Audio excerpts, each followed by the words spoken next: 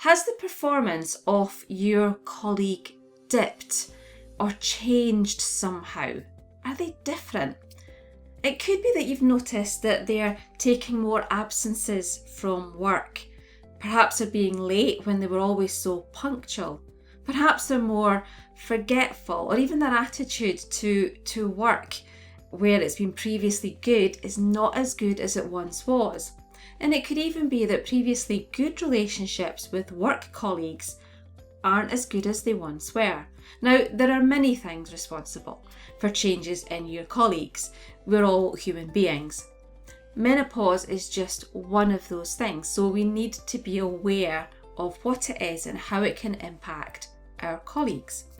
Because almost 8 out of 10 of menopausal women are in work. The fastest growing demographic in the workforce are menopausal women. And it's estimated that currently around 13 million women in the UK are either perimenopausal or menopausal. This is equal to 1/3 of the entire UK female population. So in this video, I'm going to explain menopause, perimenopause, and post-menopause. The symptoms that your colleague could experience during these stages, and how they can affect your colleague, and what you can do to create a more menopause-aware organisation. What is menopause? The menopause is when a woman stops having periods and is no longer able to get pregnant naturally. Periods usually start to become less frequent over a few months or years before they stop altogether, and sometimes periods can just stop suddenly. And an important thing to know about menopause is that it's one day. It's that moment that you haven't had a period for 12 months. So what's the time before menopause? This is peri-menopause. Peri-menopause means around menopause, and it's the time that bodies start to change. And it's at this time when it's possible to start to have a range of symptoms. Will all women get severe and debilitating symptoms? Those going through perimenopause may have mild symptoms, no symptoms, symptoms at different times, or symptoms all at the same time. Now, for some, the perimenopause and menopause will happen and they'll easily be able to manage their symptoms. For some, their symptoms range from moderate to extremely problematic. Everyone has a different experience of menopause. So what are the symptoms that your colleague could go through?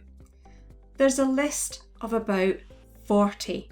Now that's a lot of symptoms. So rather than going into every single one of them in this video, we can break them down into 2 types. So symptoms can be psychological or physical.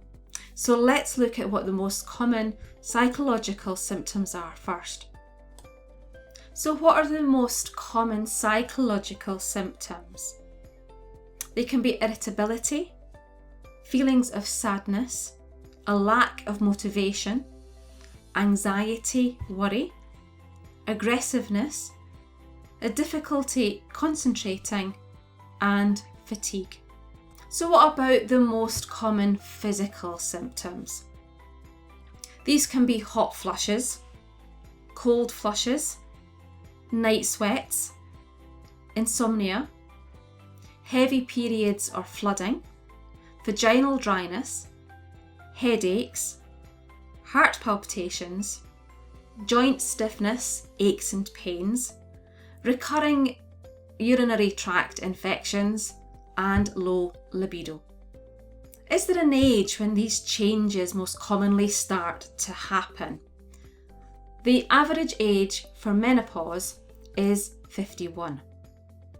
But symptoms can begin from the age of 40, but they can happen earlier. So what can cause them to happen earlier? Well, it can happen naturally, but menopause can be triggered surgically or medically too.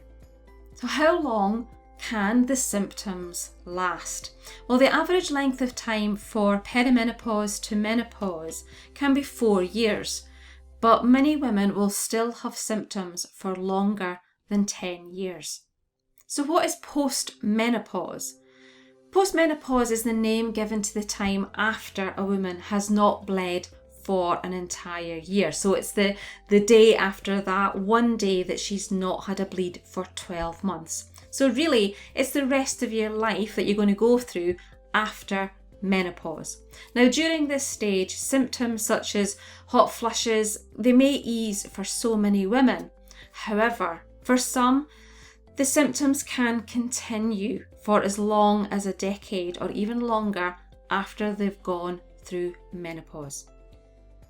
So why is it important to know about menopause in the workplace? In 2018, there was a menopause survey. This survey highlighted that 76% said their symptoms were moderately or extremely problematic at work. 20% said that they had considered leaving work because of their symptoms, and this increased to 44% for whose symptoms were extremely problematic. So how can the workplace help then those that are going through perimenopause, menopause and are post-menopausal? Learn about menopause, learn about its symptoms and how they can impact your colleagues. Talk about menopause as an organisation.